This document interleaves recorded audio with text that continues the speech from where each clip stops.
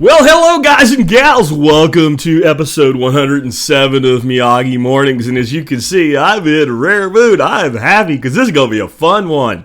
We have a special person in the audience who had to get on another listener, another viewer, I guess, of the video on YouTube, and tell him, what a pussy he was. Now, he didn't use those exact words. I'll give you some of the exact words. They're actually far more intellectually inferior than even just saying that.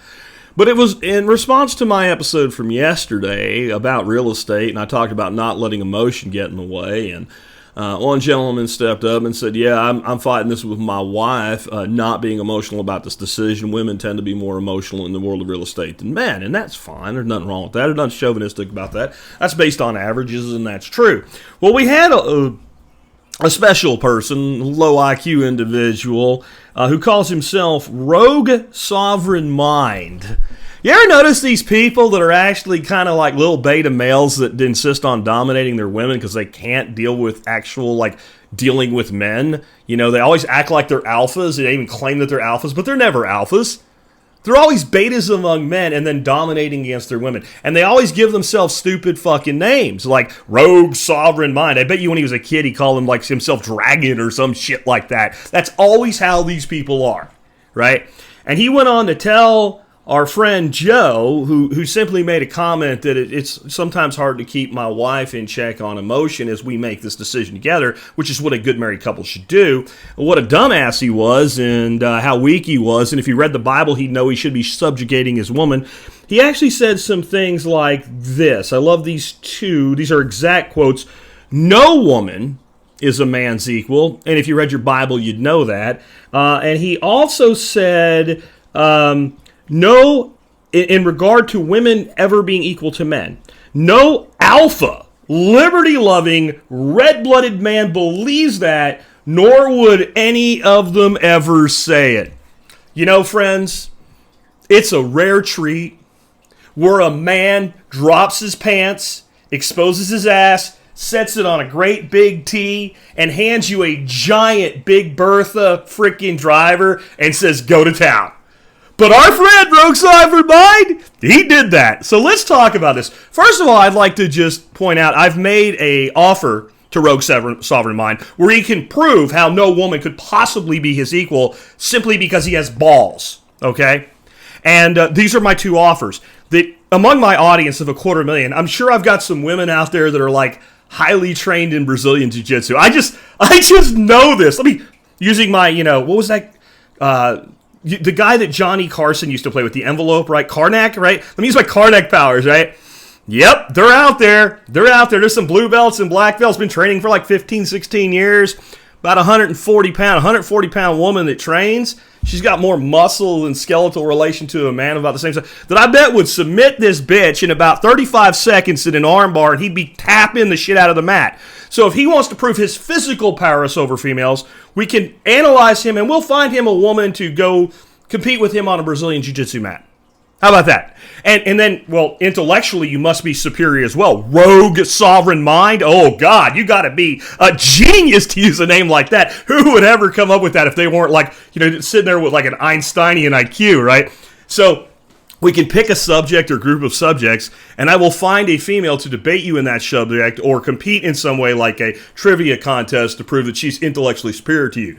Now, if he was a real red-blooded alpha male that would never say otherwise, that no woman is equal to a man, you'd take on both of those. But I already know what this guy's going to do. He's going to come up with some bitch-ass excuse as to why he can't do it, like it's not right for a man to strike a woman. Hey, buddy, guess what? In jiu-jitsu, you don't have to strike anybody.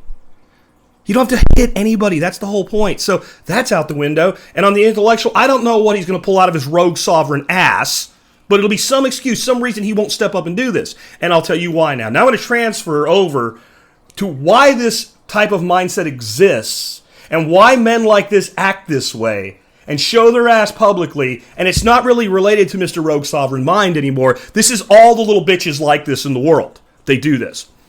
They're not alpha males. If you have to tell somebody you're an alpha male, if you have to say, I'm a red-blooded alpha male, you're a beta bitch. If you're alpha, you don't have to tell anybody you're alpha. You just are. You don't have to talk shit about other people because you disagree with what they're doing in their own life. You don't have to talk down to them because they actually value the opinion of their wife. See, I think that if you are a man who completely ignores your wife's wishes and wants and desires when it comes to something as monumentous as choosing your next home, you're a piece of shit. You're a piece of shit. Now, I'm going to tell you what, this is a guy that's probably completely dominated by his wife behind the scenes, or he's the other kind of guy like this, where he does dominate his wife, but I'll get to that at the end. These men are never alpha. Again, if you're alpha, you don't have to say you're alpha. If we compare these men to snakes, and I don't dislike snakes, so I'm not saying snakes are bad. I'm going to give you two different snakes here. An alpha male is like a cobra. If you've ever handled venomous reptiles, you know that cobras are extremely dangerous, but they're actually not that hard to handle. And the reason they're not that hard to deal with and to handle is because they know what they are. They're confident in their ability. They know what they can do. They know they have lethality behind their fangs. And that's when they rise up and they look you dead in the eye. And they're basically saying, dude, you don't want to do this. I don't want to do this. I'd like you to go that way, and I'll go that way, and I'll go on my way. That's the cobra. Men like this guy, they're like the fertilance. Fertilance is a snake that bites a lot of people and does a lot of damage in Central and South America. They're related to our copperheads, but they have a far more necrotic venom. And they're not confident in what they are and who they are. They're jittery and they're nervous, and they just lash out on everything like a bunch, like retarded venomous. They're like a retarded venomous rattlesnake without a rattle. That's what a fertilance is, and that's how these beta males are. That's exactly how they are. So they're always trying to prove, they're always trying to puff up and be what they are. Cobras tend to just kind of go on about their business, and the only time they raise up and they hood is when they're saying, I don't want to do this. I don't want to engage this way. I want to go on about my life and be left alone. That's how alpha males actually behave. They do what needs doing, they go on about their life, and they get shit done. Beta males are always feeling inferior to the alpha males around them. They never excel beyond their fellow males. So they dig into things like religion or other literature that indicates that men are naturally superior to females. And then, again, if we look at the averages, so here's an example. If we look at the averages, and we say, if we take people with an intellect above 140 IQ, there are more men in that demographic than women. That is absolutely the case. I promise you our friend is not in that demographic, and people like him are never in that demographic.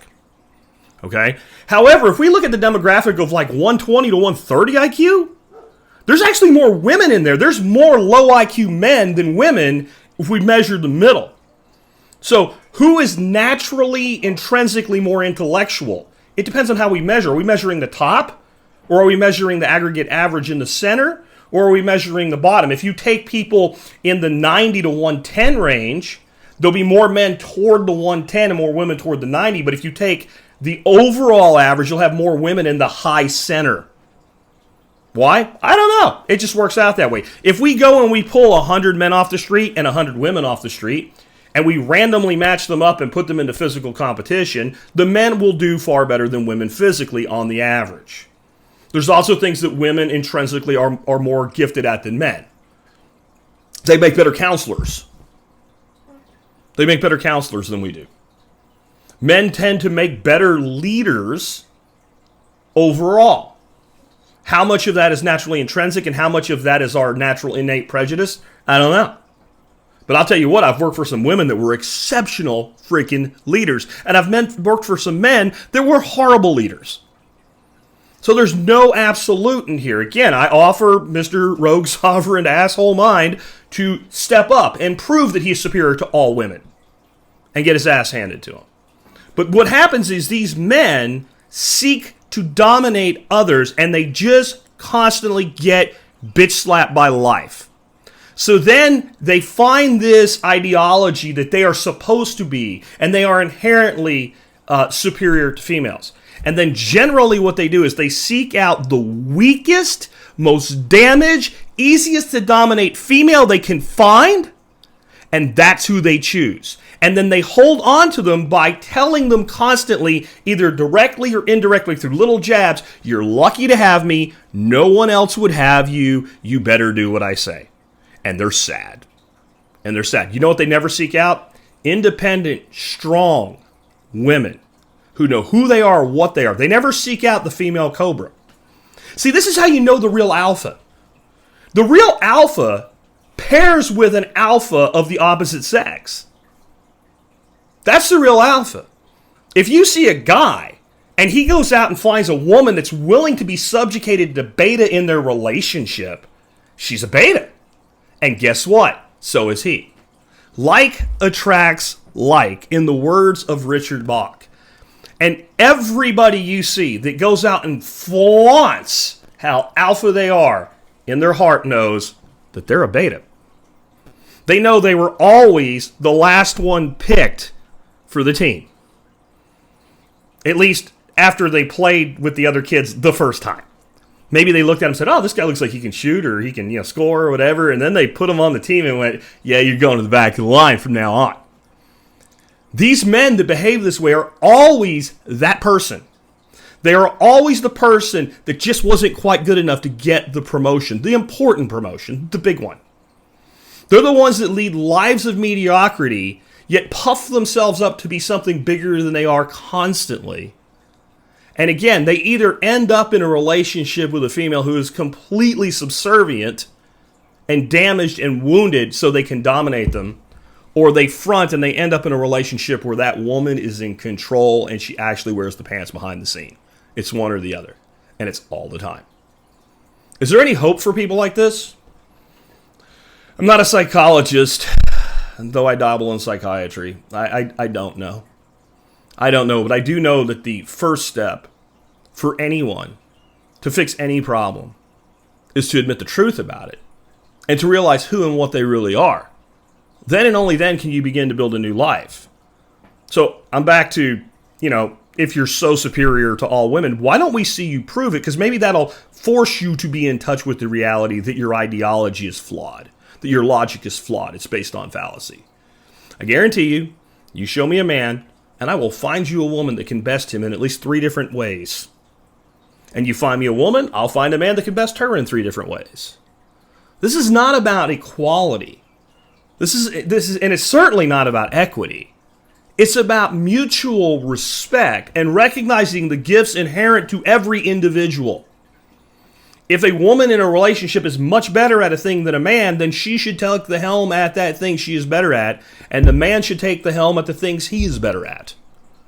And if those things happen to marry up to normal gender roles as we see them, because there is some wisdom in that, then we shouldn't be offended by it. We shouldn't be offended by the woman who wants to stay home and raise her children as a conventional housewife. We also shouldn't be offended by the woman that wants to be a fucking CEO. You understand how simple this is? This isn't wokeism. You're not like Jack didn't suddenly get woke and thinks that, transgendered males should be able to compete in female sports. That's fucking stupid. It really is. But this idea that because on average men are better at these things, that they're better at everything than women, is backwards logic. It's circular logic, and it's based on so many fallacies, I can't even begin to list them. But I'll just say it one more time as I close with you. I promise you, any guy that runs around puffing his chest up about how alpha he is, ain't. And any guy that feels the need to dominate women to prove that he's an alpha is not just a beta, he's a bottom beta. With that, I'll be back tomorrow with a different subject. Hey, Rogue Sovereign Mind, thanks for setting your ass up on a tee. I really appreciated it.